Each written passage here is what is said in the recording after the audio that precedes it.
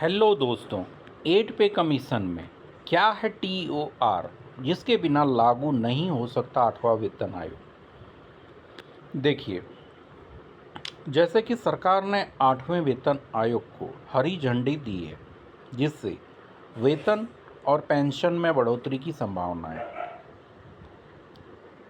लेकिन अभी तक वेतन आयोग की एक अहम कड़ी को मंजूरी नहीं मिली है। क्या है वो अहम कड़ी? TOR। TOR क्या होता है? मतलब टर्म्स ऑफ रेफरेंसेस।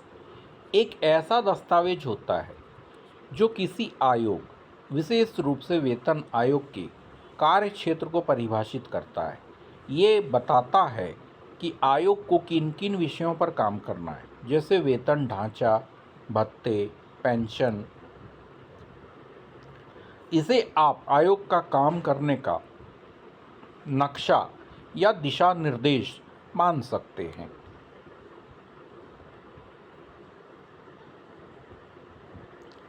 TOR यानी टर्म ऑफ रेफरेंसेस एक दस्तावेज है जो किसी भी आयोग का, विशेष रूप से वेतन आयोग, और अभी बात चल रही है 8 पे कमीशन, इसके रेफरेंस में कार्य क्षेत्र को प्रभावित करता है और बताता है कि किन किन विषयों पर काम करना है, जैसे वेतन ढांचा, भत्ते, पेंशन आदि।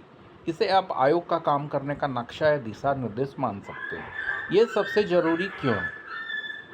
तो TOR के बिना वेतन आयोग सरकार को मंजूरी नहीं मिलती, यानी वह आधिकारिक रूप से काम शुरू नहीं कर सकता है।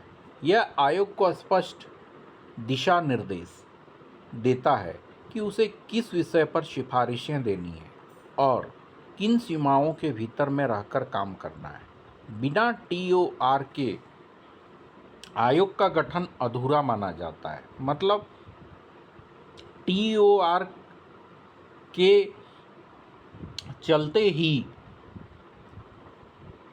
किस किस विषय में सिफारिश देनी है, जैसे वेतन आयोग को बहुत से विषय पे सिफारिश देनी होती है, ठीक है, एक विषय नहीं है, और लेकिन उनका किन सीमाओं के भीतर। अब ये नहीं है कि किसी विषय पर सिफारिश देनी है, मान लीजिए फिटमेंट फैक्टर, तो फिटमेंट फैक्टर 25 कर दे।